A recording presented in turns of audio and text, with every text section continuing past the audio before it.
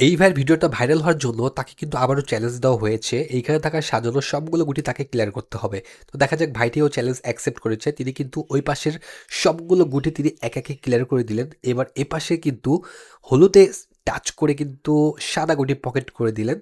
আবারও ট্রিপল সেটে খেলবেন তিনি। তো দেখা যাক কি হয়। সাদাকে টাচ করে কিন্তু ২ টি হলুদ একসাথে খেলার চেষ্টা ছিল, কিন্তু একটু জন্য মিস হয়ে গেল। সুন্দরভাবে সাদা ডেলিভারি।